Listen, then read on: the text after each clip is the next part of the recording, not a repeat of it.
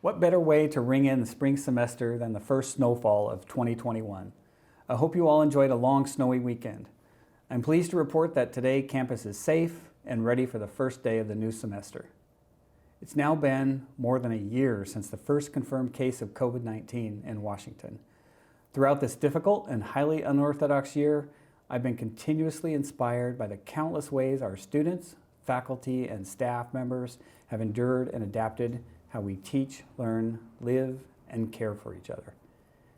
While we remain in Stage 3 on the campus status dial, we've seen steady improvement in local case rates, and I'm feeling optimistic that we are moving closer to Stage 4.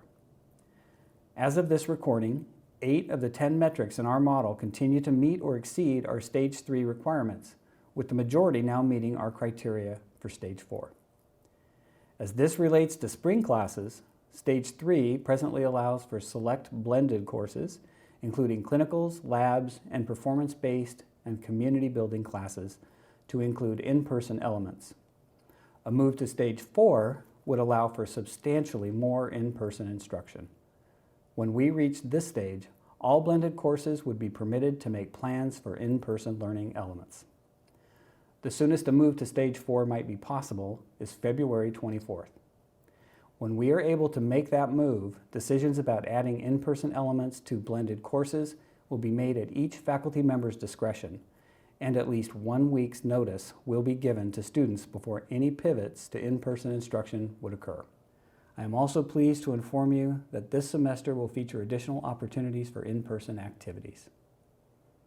For one, our hospitality services and campus restaurants team recently shared plans for a return to indoor dining. The Commons and the upper level of AUC are scheduled to open on Monday, March 1st. Capacity will be capped at 25%, group size will be limited to 4, and of course, extensive cleaning protocols will be in place. Another recent development I'm excited to share about is that we'll be adjusting safety precautions for the performing arts this semester. At least to start, we'll be adhering to the Stage 1 guidelines of Governor Inslee's recently released Performance Arts and Theater Sector Guidance document.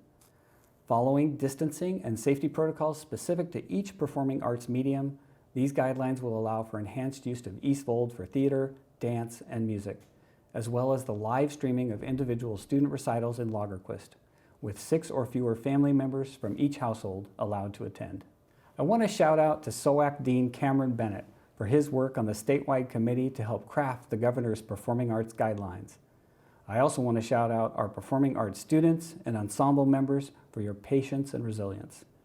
I know that for many of you, performing and creating with your peers and professors is the reason you came to PLU, and it's been challenging to engage your art remotely.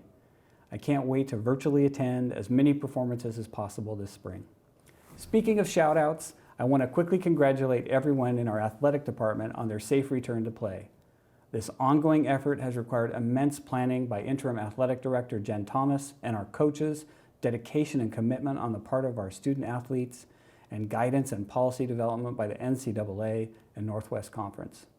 I'm thrilled that our Lutes have returned to competition, especially for our seniors who won't be returning to campus for a plus year. Before I wrap this up, I also want to thank all of the PLU staff, faculty, and students who helped with the vaccination event we co-hosted last Thursday in Olson Gym and the Fieldhouse. It was a collaborative partnership between us, the County Health Department, MultiCare, and CHI Franciscan, and the result of targeted outreach to community members who face access and equity barriers to healthcare. 22 PLU nursing students helped administer a first dose of the vaccine to nearly 1,200 people. Again, as we begin this spring semester, I want to thank our entire community for your continued flexibility and fortitude, and I hope you'll join me in feeling optimistic about the many ways our campus is slowly returning to form. Thank you very much, and take care.